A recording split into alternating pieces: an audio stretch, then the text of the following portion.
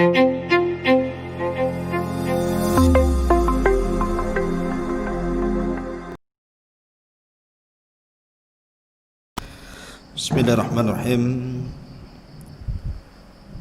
Assalamualaikum warahmatullahi wabarakatuh. Bihamdillah wassalatu wassalamu ala rasulillah wa ala alihi wa sahbihi wa mawalah wa la hawla wa la quwata illa billahi wa ba'du. Alhamdulillah, pada malam ini kita bisa kembali bermajlis ilmu walaupun lewat media Jabal Uhud. Kita masuk pada kisah berikutnya dari ulama-ulama salaf, dan malam ini kita akan membahas seorang ahli tafsir yang sangat terkemuka, Al-Imam Qatadah Ibn Di'amah As-Sadusi. Qatadah Ibn Di'amah As-Sadusi, kunyahnya Abul Khattab, dan dia seorang tabi'in, seorang pakar dalam bahasa Arab, pakar dalam nasab, dan pakar dalam sejarah. Qatadah bin Di'amah ini lahir pada tahun ke-61 Hijriah dan wafat pada tahun 118 Hijriah. Artinya beliau cukup lama usianya. Dan subhanallah, Imam Qatadah rahimahullahu ta'ala ini hidup di beberapa khalifah Bani Umayyah. Jadi meninggal satu khalifah ganti khalifah yang lain, meninggal khalifah ganti khalifah yang lain, berkali-kali Bani Umayyah gonta-ganti khalifah. Walaupun secara perpolitikan Bani Umayyah ini memang sangat keras, akan tetapi Imam Qatadah rahimahullahu ta'ala tidak pernah bermasalah dengan kerajaan ataupun dengan pemerintah, karena memang Imam Qatadah ini murni menjauhi politik. Dia hanya belajar kemudian mengajar. Begitulah dihabiskan kehidupannya Al-Imam Qatadah Ibn Di'amah ini. Imam Qatadah Ibn Di'amah ini Allah takdirkan buta. Sejak lahir dia buta. Akan tetapi Allah subhanahu wa ta'ala ganti kebutaan Qatadah ini dengan pandangan hati dan kuatnya pendengaran serta kuatnya hafalan. Jadi sekali dengar langsung hafal tuh. Terkadang Allah subhanahu wa ta'ala mentakdirkan sesuatu itu buruk di mata manusia, akan tetapi indah di mata Allah subhanahu wa ta'ala. Wa asa an takrahu syai'an wa huwa khairul lakum. Terkadang ada perkara yang dibenci, tapi itu rupanya sebuah kebaikan. Butanya kedua mata Imam Qatadah tidak menyurutkan Imam Qatadah menjadi ulama dunia. Bahkan dia ulama ahli tafsir. Dia belajar kepada Hasan Al-Basri hampir 13 tahun, dan dia serap ilmu dari Hasan Al-Basri. Dan Hasan Al-Basri adalah seorang alim Basrah, pemimpin para tabi'in kala itu. Dan Imam Qatadah adalah murid khusus daripada Hasan Al-Basri. Kebutaannya tidak menghalangi menyerap seluruh ilmu Hasan Al-Basri, sehingga terpengaruh kehidupannya dengan Imam Hasan Al-Basri, termasuk cara pandang tafsirnya juga terpengaruh dengan gurunya. Sehingga Imam Ahmad ibn Hanbal rahimahullahu ta'ala mengatakan, kana Qatadah ahfadu ahli al-Basrah, la yasma'u syai'an illa hafidhahu. Lihat, Ini yang bicara Imam Ahmad ya, imam dunia. Imam Qatadah itu kata Imam Ahmad, ahfadhu ahlil Basrah, orang yang paling hafal dari seluruh penduduk Basrah. La yasma'u syai'an, tidaklah dia mendengar sesuatu illa hafidhahu, kecuali langsung hafal. Jadi satu kali dengar langsung hafal. Kalau kita satu kali dengar langsung lupa, itulah bedanya ya. Dan lupanya berterusan kalau kita ini. Tetapi inilah karunia yang Allah Subhanahu wa ta'ala karuniakan kepada hambanya. Ini sebuah minnah, fadlun yu'tihi man yasha. Karunia yang Allah Subhanahu wa ta'ala berikan kepada siapa?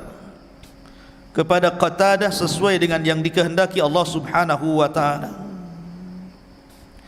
Ma'asyiral muslimin yang dimuliakan Allah Subhanahu wa ta'ala, guru-guru Qatadah ini mencapai 125 lebih. Dia memiliki guru-guru dan sebagiannya para sahabat Nabi.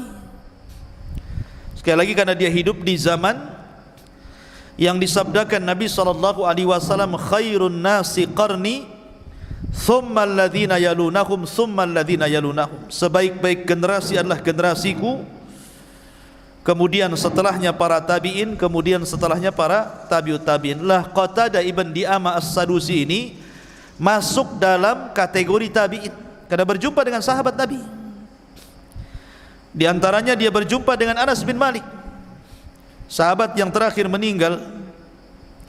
Anas bin Malik radhiyallahu an, salah satu gurunya. Bahkan Anas memuji panjang rambutnya Imam Qatadah ini. Imam Qatadah ini buta tapi rambutnya panjang sebahu ya. Dan dia berbangga dengan rambutnya. Kata Anas bin Malik radhiyallahu an mengatakan, aku tidak pernah melihat rambut yang semisal rambutnya Nabi SAW melebihi rambutnya Imam Qatadah ibn Di'amah as-Sadusi. Rambutnya betul-betul indah dan dirawat. Kadang ada orang yang ingin gondrong kan gitu ya, tapi enggak dirawat, akhirnya brekele rambutnya kesana kemari, banyak kutu, mungkin ada kecoa juga di dalamnya, kita tidak tahu. Artinya bahwa memanjangkan rambut tidak apa-apa, tapi jangan tasyabbuh bil mar'ah, jangan menyerupai perempuan ataupun menyerupai orang-orang fasik. Jadi Nabi rambutnya sebahu, tapi bukan berarti sebahu terus Nabi itu loh. Kalau umroh kan dicukur juga, botak juga kan gitu. Artinya bahwa dia buta, rambutnya panjang, dan rambutnya mirip rambut Nabi SAW. Itu kata Anas bin Malik radhiyallahu an. Kemudian juga dia berguru kepada Imam Atha bin Abi Rabah. Kemudian berguru kepada Jabir ibn Zaid. Kemudian Muhammad ibn Sirin. Kemudian Amir Amir Asy-Sya'bi, dan juga guru yang paling berpengaruh dalam kehidupannya adalah Hasan Al-Basri rahimahullahu ta'ala. Makanya lihat guru-gurunya saja mantap gitu ya. Sahabat Nabi, kibarut tabi'in, itu murid guru-gurunya. Wajar kalau kemudian murid-muridnya juga menjadi ulama-ulama besar. Di antaranya Ayub As-Sikhtiyani yang mengatakan bahwa istilah kalimat ahli sunnah wal jamaah itu adalah diambil daripada kalimat Ayub As-Sikhtiyani. Ada yang mengatakan kalimat ahli sunnah wal jamaah itu sudah ada sejak zaman Abdullah bin Abbas ketika beliau mentafsirkan kalimat yauma tabyaddu wujuh wa taswaddu wujuh. Kemudian Abdullah bin Abbas mengatakan yang putih wajahnya itu mereka adalah ahli sunnah wal jamaah. Artinya istilah ahli sunnah itu sudah ada sejak zaman para sahabat dan juga di zaman Ayub As-Sikhtiyani. Ada yang mengatakan Ibnu Sirin. Jadi di antara muridnya Ayub As-Sikhtiyani. Kemudian Syu'bah ibn Hajjaj Abu Bistam, yang sudah saya kisahkan bagaimana cerdasnya Syu'bah ini. Kemudian juga Imam Auza'i, Abdurrahman Auza'i, itu salah satu muridnya juga. Lihat, muridnya mantap-mantap. Walaupun dia buta, gondrong rambutnya, tapi ulama besar. Ya, kalau kita ini sudah buta, buta hati pula, buta semuanya. Adapun kelebihan Qatadah ini, dia seorang ahli tafsir. Dia dilebihkan oleh Allah Subhanahu wa taala sehingga dia menjadi seorang ahli tafsir. Ahli tafsir yang luar biasa dan banyak diambil tafsirnya. Jadi kalau antum baca tafsir Ibnu Katsir, tafsir Al-Baghawi, At-Tabari, Ibnu Jarir dan yang lainnya, selalu berkata qala Qatadah. Berkata Imam Qatadah. Tafsir ayat ini berkata Imam Qatadah, karena tidak ada satupun ayat kecuali Qatadah paham dengan ayat itu. Karena dia ahli bahasa dan ahli syair. Jadi kalau ada bermasalah dengan syair, rujukannya itu Imam Qatadah. La Qatadah ibn Di'amah As-Sadusi Al-Basri, dikatakan di sini bahwa bagaimana para ulama itu sampai memuji beliau. Bahkan Imam Zahabi, ma'ruf Imam Zahabi, mengatakan bahwa huwa hujjatun bil ijma' idza bayyana as-sama', bahwa riwayat daripada Qatadah itu menjadi hujjah secara konsensus para ulama kalau dia betul-betul datang dengan kalimat sami'tu. Kalimat sami'tu. Kenapa? Karena Imam Qatadah ini mendapatkan ujian ataupun tuduhan dua perkara. Oleh ulama ahli hadis, Qatadah itu disebut mudallis, suka mentadlis, mendengar dari, menasabkan sesuatu kepada syekh-syekhnya padahal tidak mendengarnya. Ya. Yang kedua, pemahaman dia Qadariyah. Pemahaman dia Qadariyah persis seperti pemahaman Ma'bad al-Juhani yang mengatakan innal amra unufun. Sesungguhnya sesuatu itu terjadi ketika permulaannya, Allah tidak tahu kecuali setelah terjadi. Sehingga kemudian dia difitnah sebagai ulama yang memiliki ajaran Qadariyah. Adapun tentang masalah tuduhan mudallis, sehingga para ulama hadis tidak banyak mengambil hadis daripada Qatadah. Tapi kalau dia kemudian betul-betul menjelaskan bisama, sami'tu, betul-betul aku mendengar, maka riwayatnya hujjah, kata Imam Zahabi. Makanya salah satu muridnya adalah Imam tadi sebutkan, salah satu muridnya adalah Syu'bah ibn Hajjaj. Syu'bah ini orangnya itu kan aktif bertanya tuh.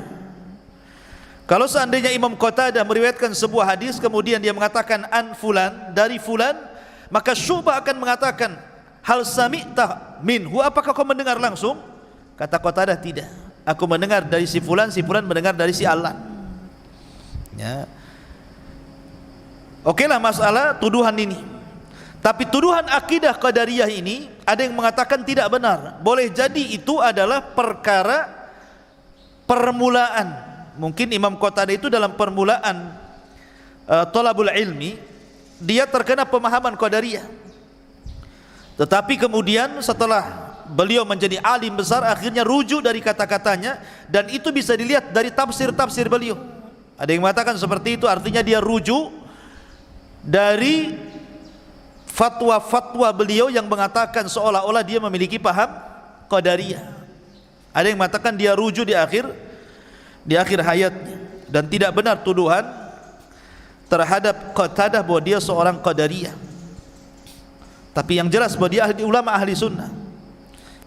Walaupun seandainya Allah Subhanahu wa ta'ala, seandainya Qatadah itu memang punya pemahaman seperti itu, akan tetapi mujmal hidupnya untuk membela Al-Quran dan sunnah Nabi SAW, maka ulama menggolongkan dia ulama ahli sunnah wal jamaah. Karena kata Imam Zahabi sendiri, lau akhadna bi akhta'il ulama, kalau seandainya orang itu menghukumi pada setiap kesalahan para ulama, ma salima minhum ahad, tidak ada orang yang selamat, pasti punya kesalahan. Mana ada? Itu kata-kata Zahabi itu. Lau akhadna bi akhta'il ulama ma salima minhum ahad. Kalau kita menghukumi seseorang karena kesalahannya, enggak ada orang yang selamat dari kesalahan. Tidak Ats-Tsauri, tidak Ibnu Mandah, tidak Auza'i, ya, tidak pula ulama-ulama kondang di zaman itu. Saya contohkan seperti Imam Ibnu Hajar. Ya, dalam bab akidah dia takwil. Ya kan? Tapi dia ulama ahli sunnah wal jamaah. Maka seseorang itu memandang dengan pandangan insaf, pandangan adil. Para ulama saja memandang Imam Qatadah ini kalau memang dia betul-betul memiliki aliran Qadariyah. Ulama tetap memandang dia ahli sunnah wal jamaah. Kenapa? Karena sebagian besar hidupnya dia perjuangkan untuk memperjuangkan Quran dan sunnah. Tidak mungkin kita katakan ahli bid'ah. Sementara di zaman sekarang baru tulaibatul ilmi, tuwailib, bukan talib, baru isim tasgirnya talib, tuwailib. Talabul ilmi kecil. Sudah terkadang mentahdir gurunya kan gitu. Mentahdir nak mau hadir di majelis ilmunya. Padahal kesalahannya enggak jelas. Ya kan? Dari sini apa? Karena jahilnya orang itu. Jahil. Antum kalau semua ustaz ditahdir, antum mau belajar sama siapa? Sama Syekh Google. Dapat apa antum? Haddatsana Google, haddatsana YouTube. Enggak dapat ilmu. Ya, makanya kalau orang dibatasi belajar, kemudian asik melihat kesalahannya seorang ustaz, enggak akan belajar antum sama dia. Yang jelas bahwa kaidah ahli sunnah selama ustaz itu memperjuangkan ahli sunnah wal jamaah, kalau ada kesalahannya ya wajar, manusia. Ulama juga banyak salah. Ya, seperti Imam Qatadah kalau memang dia seorang Qadariyah, tetapi kan mujmal hayatihi, artinya global kehidupan dia itu memang dia kerahkan untuk Al-Quran dan Sunnah, maka ulama masih menganggap dia ulama ahli sunnah wal jamaah. Apalagi ada keterangan dia rujuk dari kebenaran, dari kesalahan pemahaman Qadariyahnya dan kembali kepada pemahaman ahli sunnah wal jamaah. Ma'asyiral muslimin yang dimuliakan Allah Azza wa Jalla. Lah Imam Qatadah ini kalau kita melihat banyak dia meriwayatkan beberapa riwayat daripada Anas bin Malik, kemudian Sa'ib ibnul Musayyib, ya, kemudian Ikrimah maula Ibni Abbas, kemudian Atha bin Abi Rabah, dan banyak lagi guru-guru beliau. Dan subhanallah, walaupun dia buta ikhwan, tetapi Qatadah ibn Di'amah ini tidak menghalangi untuk rihlah, padahal buta loh ya, untuk safar belajar. Kalau orang melek safar kan masih lihat jalan tuh, apalagi di zaman itu perjalanan safar talabul ilmi nggak kayak sekarang naik pesawat, naik bus, naik kereta, terkadang jalan kaki, terkadang pakai keledai, pakai unta gitu ya, pakai kuda gitu ya. Padahal dia buta tuh, tapi dia belajar dari Basrah ke Mekah untuk belajar kepada Sa'id ibn Musayyib. Ya, dia belajar tuh rihlah dari Basrah, bayangkan 1 bulan perjalanan naik unta tuh ke Mekah, belajar kepada Sa'id ibn Musayyib. Walaupun tidak lama, hanya ada yang mengatakan 8 hari, tetapi karena dia belajar efektif betul, dia gunakan waktu-waktunya, sehingga walaupun belajar hanya beberapa hari dengan Sa'id ibn Musayyib, tapi dia mendapatkan ilmu yang banyak, yang luar biasa. Maka salah satu gurunya adalah Sa'id ibn Musayyib. Nanti kita akan ceritakan bagaimana Sa'id ibn Musayyib, karena Sa'id ibn Musayyib ini dekat dengan Abu Hurairah. Kenapa? Karena putrinya Abu Hurairah menikah dengan Sa'id ibn Musayyib besannya. Ma'asyiral muslimin yang dimuliakan Allah Azza wa Jalla. Kemudian Imam Ahmad mengatakan kana Qatadatu aliman bitafsir wa bi ikhtilafil ulama. Qatadah itu alim dengan tafsir dan dengan perselisihan para ulama. Kemudian Sufyan Ats-Tsauri sampai mengatakan, wa hal kana fid dunya mithla Qatadah, apakah ada di dunia semisal Qatadah? Seolah dia mengatakan tidak ada di dunia setelah sahabat Rasul seperti Qatadah. Dan dikatakan oleh Muhammad ibn Sa'ad al-Baghdadi, kana thiqatan ma'munan hujjatan fil hadis. Dia orangnya thiqah, amanah dan hujjah dalam hadis. Dan dikatakan juga oleh Al-Hafidh Ibnu Hajar rahimahullahu taala, thiqatun thabat, thiqah dan juga mantap orangnya. Ma'asyiral muslimin yang dimuliakan Allah Azza wa Jalla, Imam Qatadah ini Allah takdirkan meninggalnya karena wabah taun. Jadi sama sekarang kan juga ada wabah corona. Tahun dengan corona ini kurang lebih saja. Karena taun juga menjadikan orang itu kalau sudah terkena wabah taun sebentar hitungan hari meninggal dunia. Makanya di zaman Umar bin Khattab yang mati kena wabah saja 30.000 para sahabat, bukan 30.000, ada kalimat ribunya, 30.000, ya kan? Dan semua sahabat Nabi, mulai sahabat Nabi yang betul-betul memang pilihan seperti Abu Ubaidah ibnul Jarrah, Bilal bin Rabah, kemudian juga Mu'ad bin Jabal, Syarahbil, gitu kan, semua meninggal karena taun. Lah Imam Qatadah ini meninggal ketika terjadi wabah taun di Irak. Jadi suatu ketika menyebar wabah taun di Irak, lah Imam Qatadah ini terkena virus taun, akhirnya Allah takdirkan meninggal dunia, dan itu sebuah kebaikan. Karena Nabi SAW yang mengatakan taun itu penyakit di zaman dulu adalah azab. Makanya kalau kita melihat bagaimana di dalam Al-Quranul Karim ketika Allah mengkisahkan tentang kisah Bani Israel yang terkena taun, itu azab Allah. Tetapi ketika taun itu Allah turunkan kepada umat Nabi SAW, maka Rasul mengatakan wa ja'alahu rahmatan lil mu'minin, dan Allah jadikan penyakit taun itu rahmat bagi orang-orang yang beriman. Bahkan kalau orang meninggal karena taun berarti dia mati syahid. Jadi Imam Qatadah meninggal syahid karena penyakit taun. Di antara perkataan beliau yang sangat indah sekali, beliau mengatakan wa man yattaqillah yakunillahu ma'ah,